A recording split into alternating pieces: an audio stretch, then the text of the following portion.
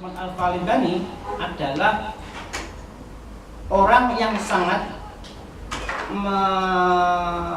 istifadah kepada dua sosok yang sangat monumental itu di dalam dunia sufistik atau dunia Islam secara umum, yaitu pertama Imam Ghazali dan kedua adalah Syekh Ibnu Arabi. Jangan catat semua Ustaz, nanti saya habisin. Nah, saya dalam membaca buku ini, terutama biografinya dan sejumlah kajian-kajian ma'rifiyahnya, dan juga saya membaca beberapa bukunya Syekh Al-Falibani langsung, yaitu Syiarul Salikin ya. Saya menemukan hubungan antara Syekh Abdul Somad Al-Falibani dengan Imam Ghazali, bahwa beliau menulis Syiarul Salikin sebagai sebuah ringkasan atau intisari dari Ihya Ulumuddin, sebuah bukti yang besar atas pengaruh Imam Ghazali kepada Abdul Somad Al-Falibani, dan itu juga kaifiah sufiyah sulukiyah yang dijabarkan dalam kitab itu. Di situ Syekh Abdul Somad Al-Falibani menyebut beberapa tokoh sufi, di antara misalnya adalah Ibnu As-Sakandari, kemudian Syekh Abdul Hasan Asy-Syadzili, kemudian Syekh Abidin siapa begitu, dan terutama beliau menyebut gurunya Syekh Abdul Karim Al-As-Samani.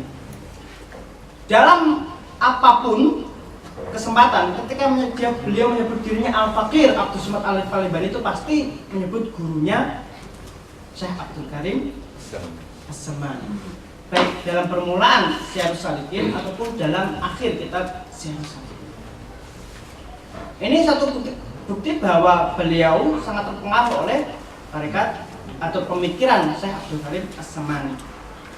Nah, hanya saja saya tidak menemukan dalam bacaan saya penyebutan oleh Syekh Abdul Somad Al-Falibani terhadap nama Ibnu Arabi bin Nas, yakni di Tamsis, yakni. Mungkin karena memang kesempatan baca saya sangat terbatas kan ya gitu. Makanya nanti kalau memang pernah disebut tolong sebutkan. Nah, ada ini kan kenapa saya menelusuri ini, karena seseorang menulis itu berdasarkan otoritas keilmuan. Kita tidak mungkin, misalnya Syekh Dr. Andi ini tidak mungkin menulis tentang Abdul Somad Al-Falibani misalnya kalau tidak mempunyai sesuatu atau kondisi-kondisi keilmuan biografis yang mungkin beliau untuk menulis Syekh Abdul Somad Al-Falibani. Di antara adalah satu bentuk kondisi-kondisi biografis yang mungkin adalah karena beliau berafiliasi kepada tarekat Khalwatiyah Samaniyah yang mempunyai jalur isnadnya kepada Syekh Abdul Somad Al-Falibani. Jadi sejak awal beliau sangat dipengaruhi baik ruhiyan, wa ilmiyan, wa thaqafiyan oleh Syekh Abdul Somad Al-Falibani. Nah, kenapa kemudian beliau menulis Syekh Abdul Somad Al-Falibani ada semacam at-tamkin al-ilmi wa tamkin al-ma'rifi. Nah, ini yang saya ingin ingin ketahui dari bagaimanakah proses Syekh Abdul Somad Al-Falibani ini bisa sampai kepada mempunyai relasi dengan Ibnu Arabi gitu. Karena tanpa ada relasi ini, maka kemudian sejumlah analisa yang dikenakan yang sampai kepada Ibnu Arabi menjadi semacam kekurangan otoritas gitu maksudnya. Nah, ini saya yakin nanti beliau akan mempunyai data-data itu. Nah, ini penting karena nanti pada akhirnya mempunyai sambung antara Syekh Abdul Somad Al-Falibani, Imam Ghazali, dan Ibnu Arabi. Ada beberapa referensi disebut oleh beliau Dr. Andi, yaitu bahwa ketika menulis Syiarul Salikin itu ada beberapa buku Marojid 27 kalau nggak salah ya. Kebanyakan ya nah, makanya di antara kebanyakan adalah karangannya Imam Ghazali, dan ada beberapa yaitu Al-Jawahir wa Jawahir karangannya Sya'rani. Barangkali melalui inilah gitu. Tapi saya butuh penjelasan dari beliau tentang relasi ini sehingga kita bisa memberikan gambaran yang jelas tentang relasi ini. Yang kedua adalah apa peran dari Abdus Somad Al-Falimbani terhadap keterpengaruhannya atas Al-Ghazali dan Ibnu Arabi. Itu ada yang baru tidak? Ya, makanya begitu. Jadi kalau misalnya pengalaman sufisme Al-Ghazali ini sudah sangat lengkap, kenapa harus mengambil Ibnu Arabi? Itu maksudnya. Kalau mengambil Ibnu Arabi sudah lengkap, kenapa mengambil Al-Ghazali? Itu.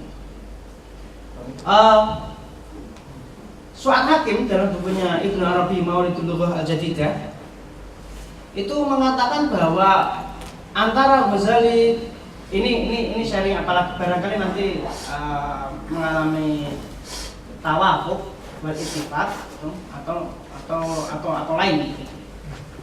Dalam kitab itu Su'ad Hakim, orang yang sama berkabung dengan Ibnu Arabi, mengatakan bahwa, dan saya tidak lihat buku ini di level Dr. Andi, mengatakan bahwa antara Ibnu Arabi dan Ghazali itu mempunyai relasi yang kuat dalam dunia sufistik karena berbeda dimensi yang diketengahkan, yaitu bahwa Al-Ghazali itu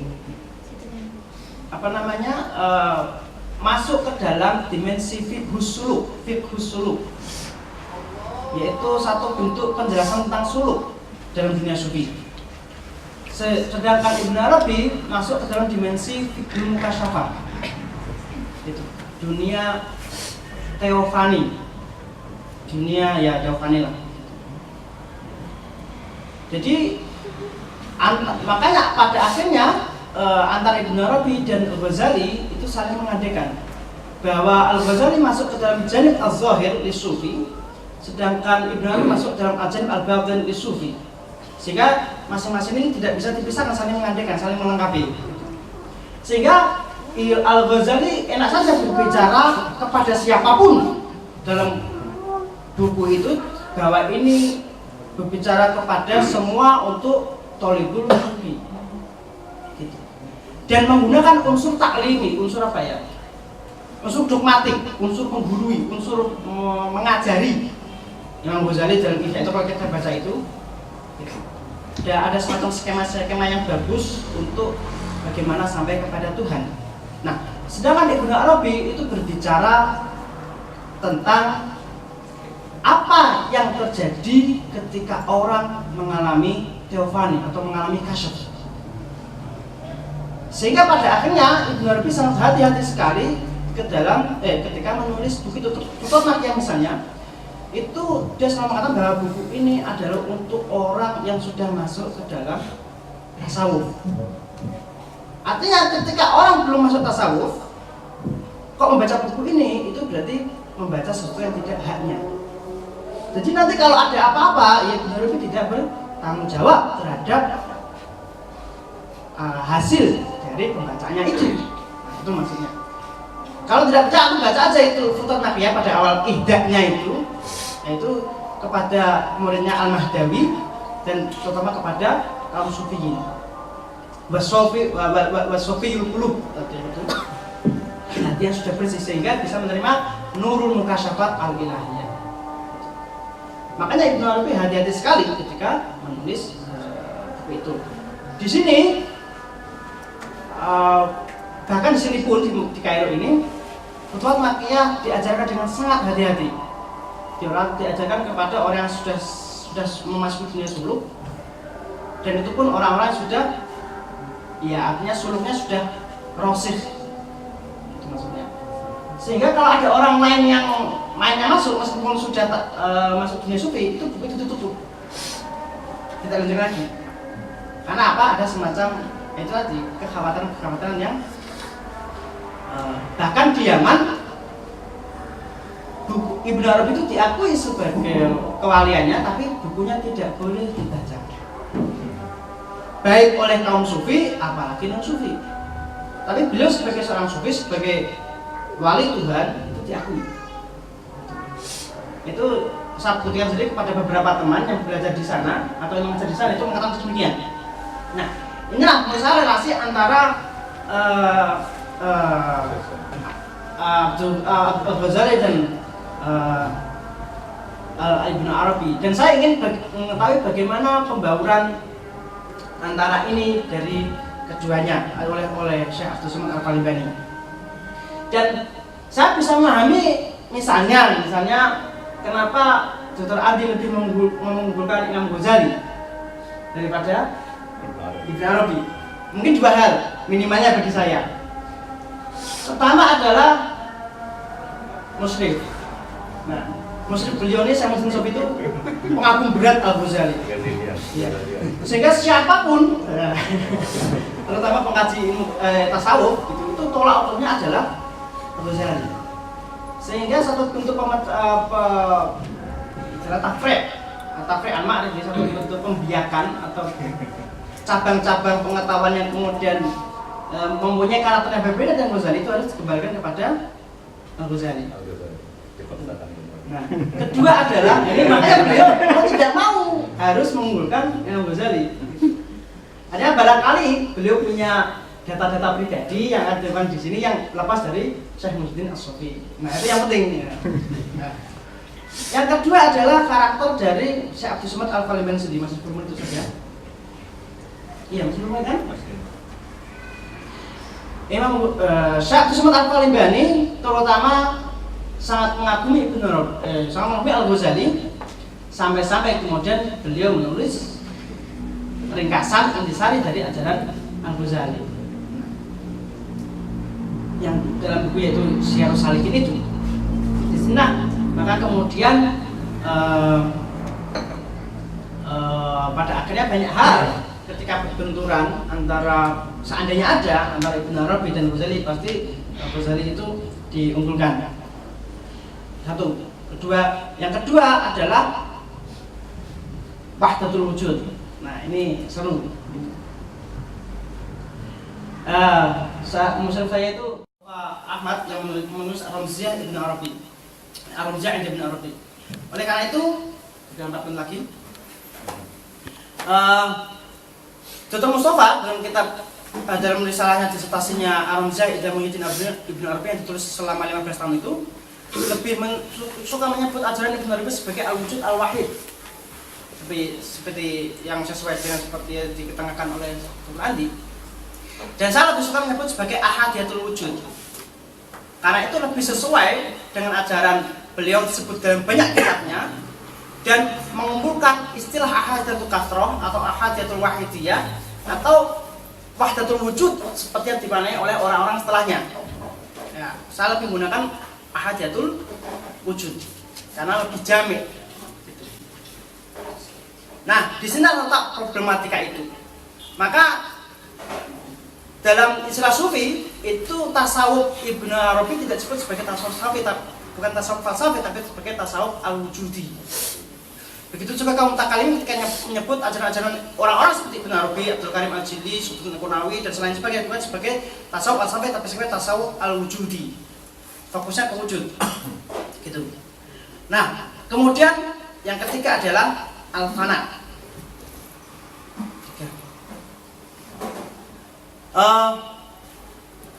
Dr. Andi mengatakan bahwa al-fana merupakan sebuah baik oleh Al-Ghazali atau Ibnu Arabi sebagai sebuah proses antara menuju al-haqqah.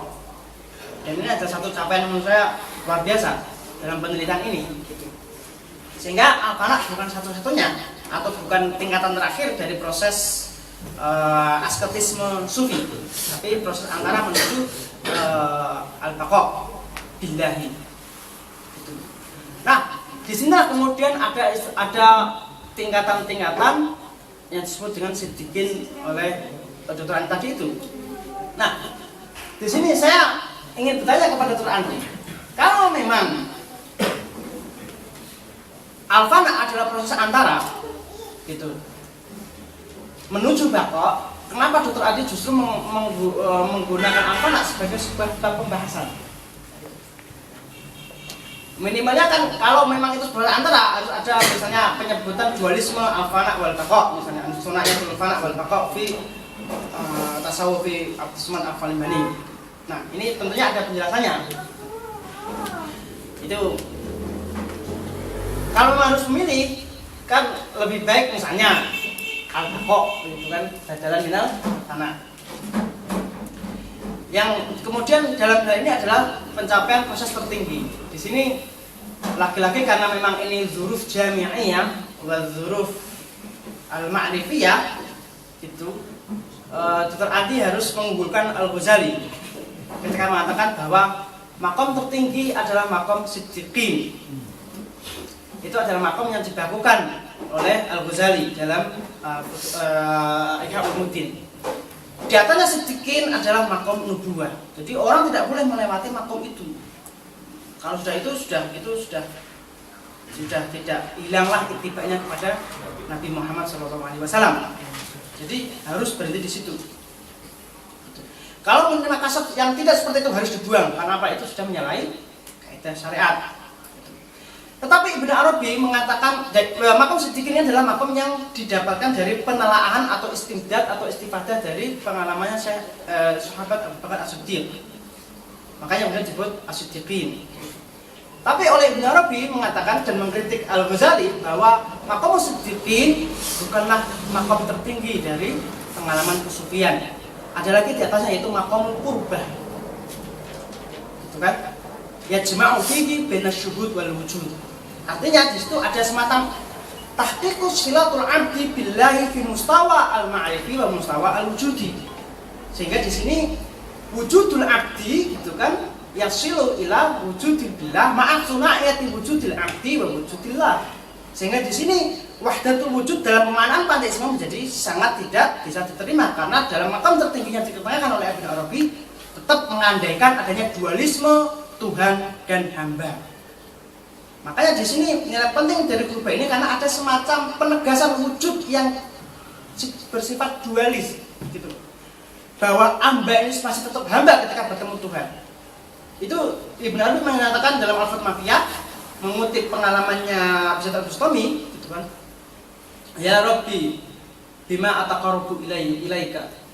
Faqala Allah Ta'ala taqarrab ilayya bima laisa 'indi. Faqala Yazid, ayu syai'in huwa wa kullun laka.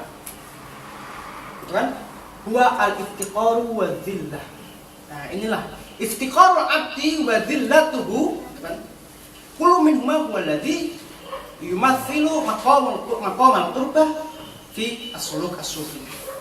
Nah, tapi tentunya ini menjadi cuma suatu yang tidak bisa alam fakar fair atau sesuatu yang bisa tidak diberikan dalam kajian Dr. Andi karena apa? Beliau diisrofi oleh Dr. Muhyiddin Sofi dalam satu sisi dan Syekh Abdul Somad Al-Filembani sedang mensarai Ihya Ulumuddin dan orang yang sangat mengagumi Al-Ghazali secara berat. Saya pikir sangat sekian.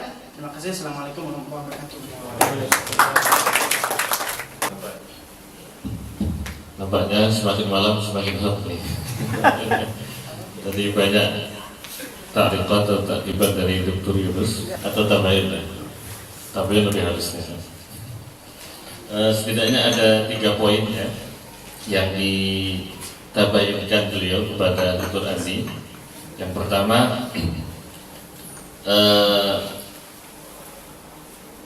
Dr. Yunus beranggapan bahwa dia tidak menemukan secara sharih nas yang menunjukkan bahwa Syekh Abdul Somad itu mendukung pemikiran atau terpengaruh dengan teori yang disampaikan oleh Ibnu Arabi. Ya. Mohon ditasih kalau kurang pas. Kemudian poin yang kedua, sejauh pembacaan beliau bahwa ketika Syekh Abdul Somad lebih banyak terpengaruh atau dalam tanda kutip mengunggulkan Syekh Al-Ghazali, tetapi dalam risalah Dr. Andi beliau dikatakan berusaha menggabungkan atau mempertemukan pemikiran yang disampaikan oleh Al-Ghazali yang lebih identik dengan zahirah suluk dan pemikiran Ibnu Arabi yang tadi disampaikan lebih identik dengan hal-hal yang sifatnya adalah mukasyafah atau pengalaman di dalam berintuisi. Kemudian yang poin yang terakhir, beliau mengomentari kenapa ketika al-fana itu dijadikan sebagai wasilah, tidak digabungkan dengan hal yang lain, tapi dijadikan sebagai bab yang tersendiri. Dan tadi kita juga sudah mendengarkan beberapa poin penting perlu diadakannya bedah buku atau bedah disertasi atau bedah risalah, karena disitulah keterbatasan seorang penulis akan dilengkapi oleh maklumat-maklumat yang mungkin belum sempat dibaca, atau mungkin menurut penulis tadinya tidak penting, tapi menurut pembaca itu merupakan suatu hal yang penting. Dan dari bedah risalah atau bedah karya ilmiah ini akan mempererat ikatan antara pembaca dan penulis. Dan semoga yang mana kita ketahui program bedah risalah ini menjadi salah satu program rutinan muntadah bisa diselenggarakan secara bertanding. Mungkin bisa langsung ditanggapi dari beberapa komentar atau tabayun dari Dr. Yunus kepada Dr. Yunus. Terima kasih atas kesempatan berikan. Betul-betul sungguh sangat luar biasa ya, Dr. Yunus Masruhin.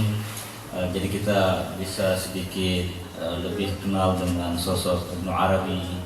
Iya, kan ada istilah ya, tak kenal maka tak sayang. Tak sayang maka tak apa? Cepat kurang Ustaz. Udah nunggu itu. Iya, kan banyak orang itu langsung mengklaim Ibnu Arabi itu karena tak kenal saja. Kalau kenal ya pasti Abu Sa'id ya. Ya kembali. Jadi memang ya dalam ini ya kita akan kenal ya. Al-hukmu ala syai' farun an tasawwurihi ya. Jadi kalau kita ingin memponis sesuatu ya harus bagus dulu tasawurnya, harus paham benar dengan sesuatu. Jangan mengatakan orang itu jelek kalau kita nggak kenal orang itu dengan baik. Ya saya kira tadi kita sangat bersyukur malam ini ya Muntadah bisa menghadirkan ganda kita. Oke, terkait dengan tabayun ya, yang pertama tadi memang benar ya. Memang kalau kita baca Syarhus Salikin, Hidayatus Salikin itu tidak ada.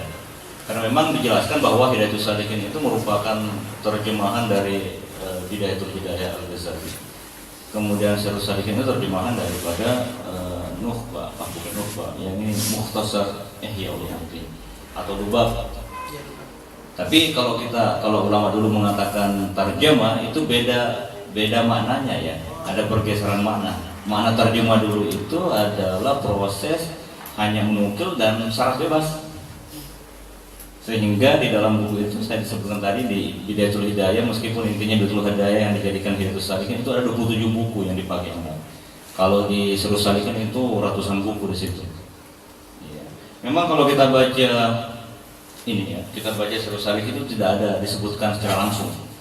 Tidak ada disebut secara langsung atau kutipan langsung dari semacam Al-Futuhat Al-Makkiyah. Tapi di sini tadi pertanyaannya apa proses relasi ya? Bagaimana relasi Abdul Somad Palembang ke Ibnu Arabi? Tadi kan saya mengatakan bahwa Abdul Somad Palembang ini berusaha ingin mengawinkan kawin.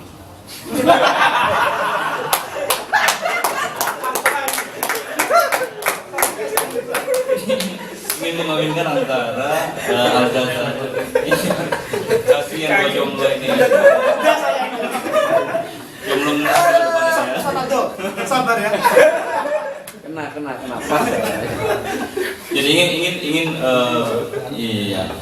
ingin menggabungkan antara dua pemahaman bahwasanya sebenarnya nggak ada perbedaan, semuanya sama saja. Nah, cuma kita selain dari permasalahan sosiokultural budaya, kita terlepas dari itu dulu. Di dalam Syarhus Salikin sendiri, Ibnu Arabi, Abdul Somad Palembang itu dia bagi bahwasanya tasawuf itu tingkatan sufi atau kelana menuju maqam ma'rifatullah itu bisa dibagi tiga. Jadi ada maqam muqtadi, ada maqam mutawassit, ada maqam muntahi. Ya, di situ diklasifikasikan di situ. Nah, kalau muqtadi, tapi intinya orang kalau berperan harus ada guru. Jangan mau belajar, jangankan ilmu suluk ya, ilmu syariat saya kalau tak tanpa guru, kalau orang bulus nanti bilang matutu pero, pasti paham kan ya, bukan orang bulus pasti paham juga maksud saya. Maksudnya pasti akan ngawur. Makanya tuh kenapa perlunya ada namanya guru. dari Nabi Muhammad ke sahabat tabi'in itu sampai sekarang turun-temurun. Itu ada proses guru di situ karena guru yang meluruskan pemahaman kita. Ya, setelah itu kalau sudah ada dasarnya baru. Nah, orang belajar suluk, makanya kalau ekstrim, kalau di sini kan dikutip ada perkataan Ibnu Arabi itu di sini. Cuma kemarin saya hapus surat syubhat karena ditentang sama Dr. Jamil. Ini katanya harus dibantah ya Allah. Karena malam yakunnahu syekhun fa syaitanu syekhuhu. Itu kan perkataan Ibnu Arabi. Perkataan juga Abu Yazid Al-Bustami. Banyak sufi. Iya, banyak sufi di situ. Nah, jadi termasuk juga perkataan Ustaz Palembang. Jadi harus ada guru. Kalau tidak ada guru, maksudnya syaitan nanti tersesat. Iya. Tapi di sini setelah dibagi 3 tingkatan di situ baru situ dijelaskan setelah ada guru. Nah, juga perlu ada namanya buku-buku tasawuf. Untuk mubtadi ini yang cocok. Ya, untuk mubtadi itu masuklah di situ bidayah termasuk. Nah, termasuk juga Ihya Ulumuddin bagian dasar. Tapi ada beberapa bab di Ihya Ulumuddin itu nggak cocok untuk bagian pernah dia bagian ketiga. Seperti bab tentang mahabbah di situ, bab tentang as-sabr di situ. Di situ memang kalau kita baca itu sudah terwujudnya Al-Ghazali di situ. Ya, kalau kita baca. Saya kemarin catat, saya disuruh hapus bukan. Iya. Jadi itu jadi situ. Nah, kemudian untuk tasawuf atau buku-buku Ibnu Arabi itu dijadikan masuk kategori tingkat muntahi. Jadi katanya ini mudar, ini mudir katanya merusak kalau orang-orang masih mutawasid. Orang mutawasid jangan baca ya. Biar lebih enak saya bacakan aja ya di sini sedikit ya. Tentang klasifikasi pembelaan tasawuf.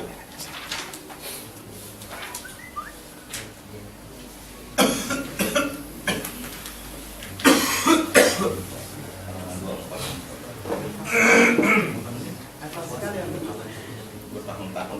Oke. Ini ada pembahasan buku-bukunya. Nah, coba kita lihat ya, saya kasih. Nah, di sini saya kemarin kutip. Jadi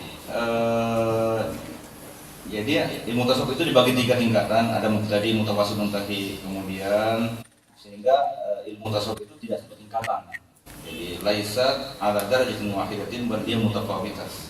Jadi wa li kulli darajatin laha khasiyatuha wa khususiyatuha. Maksudnya ini kalau terjemahannya Raka kamu kemarin sebenarnya ini katanya bahasa kamu ini bahasanya kaku banget. Apa boleh buat ya? Bahasa Melayu diterjemah ke Indonesia lalu terjemah bahasa Arab lagi. 3 kali terjemahan.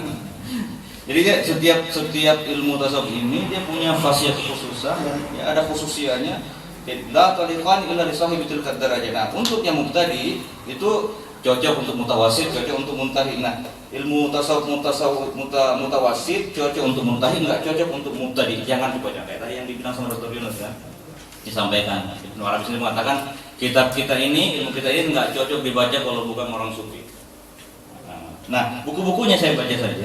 Nah, Bidayatul Hidayah itu masuk untuk mubtadi, Minhajus Salikin, Minhajul Abidin, Al-Arba'in fi Usuluddin, Mukhtasar Ihya Ulumuddin masuk juga. Itu kategori mubtadi Ihya Ulumuddin sebenarnya. Nah, terus ada Futhul Qulub, Abu Thalib Al-Makki, Ar-Risalah Kusyairiyah. Kita sering dengar kan? Kalau kita mengatakan itu sudah tinggi, padahal ini masih mubtadi sebenarnya. Ar-Risalah Kusyairiyah, Al-Gunyah, Syekh Abdul Qadir Al-Jailani, Awariful Ma'arif, itu As-Suhrawardi, ada Adabul Murid tapi Abi Najib Suhrawardi, Miftahul seterusnya. Nah, di situ ada tingkatan lain pulahnya. Ini banyak buku yang ratusan di situ disebutkan, saya hanya sebutkan beberapa saja. Nah, untuk yang mutawasid, alladzi yahtamu bislahil qulub, ini katanya. Wa qad wasalu ila muntasafi tariqis suluk, fa takhallu qulubuhum anil ma'asi al-batinah. Jadi kalau yang pertama ini hati mereka kalau menurut Abdul Samad Palembang ya. Abdul Samad Palembang itu mereka masih dalam taraf tingkatan nafsu al-ammarah bisu, masih kadang berbuat dosa-dosa yang zahir apalagi yang batin. Kalau yang tingkatan kedua dosa zahir insyaallah aman deh, syaratnya sudah bagus. Iya, tapi masih ada riya, masih ada ujub, masih ada hubus syuhrah, masih sum'ah dan lain-lain ya sifat. Nah ini mutawassit, tapi dia belum. Nah, di situ buku-buku yang cocok. Nah, ini baru Al-Hikam, wa Iskatut Tadbir, Ibnu As-Sakandari, ada juga Ibnu Obbad. Iya, itu Syarhul Hikam, terusnya Ahmad Al-Marzuki dan seterusnya. Sini ada nggak disebutkan buku Ibnu Arabi? Nah, di sini termasuk coba kita lihat Muhammad Sami, Muhammad Yusuf. Iya, Al-Yawaqid ada. Nah, baru nanti tingkatan ketiga di sini baru kitab-kitab Ibnu Arabi yang banyak masuk list. Jadi kalau saya jelaskan sedikit, tingkatan yang ketiga itu alladzina yahtamuna bitahdzibir ruh. Jadi dia di atasnya lagi, bukan lagi al-qulub, tapi di atasnya tingkatan ruh saja. Jadi dia untuk bagaimana kita mendidik jiwa, mendidik ruh di sini. Wa hum al-arifuna alladzina tatahhara qulubuhum an kulli ma siwallah. Sama tadi al-inkar, inkarul zat, al-dhillu, al-iftikar. Itu intinya orang kalau tidak akan sampai kepada tingkat muntahnya kalau masih belum inkarul zat. Karena kalau dalam pandangan sufi, termasuk pandangan al-Ghazali, Sapalima sendiri ya, beliau mengatakan bahwasanya wujudu kadzambun. Kalau kita mengatakan kita ini ada secara hakikat, itu dosa, hati-hati. Nah, orang kan biasa suka marah karena menganggap dirinya, nah, kita ini ada sesuatu. Kalau Syahrini bilang apa? Sesuatu. Sesuatu. Jadi Ada Syahrini kan di sini ya. jadi maris ya. Kita kesana lagi. Syahrini maksudnya presiden dari Sundawan. Maris biar pres karena tadi tegang kan. Jadi kembali lagi. Jadi tadi jadi tahdzibur ruh wa hum al-arifuna qad tahra qulubuhum. Jadi orang kalau masih ada wujud kadzambun wa la yuqasu bihi dzambun, katanya dosa yang paling besar itu bukan dosa karena mencuri, bukan ada lagi dosa itu. Karena itu dikatakan ar-riya syirkul asghar itu. Jadi kalau kata Nabi ada sesuatu yang saya takutkan itu yaitu syirik asghar. Syirik asghar termasuk mengakui bahwasanya kita ini adalah sesuatu. Nah, bisa bilang segitu. Tapi itu kan pendapat beliau terserah kita. Nah, waqad wasalu ila maqamil dzauqi, ay maqami ma'rifatillah haqqa ma'rifati wa qad fataha Allahu liqulubihim al-ilma al-ladunni. Nah, di sini nanti buku-bukunya, khususul hikam wakil. Jadi oleh Abdul Rahman menyebutkan dalam buku ini bukunya katanya yang cocok itu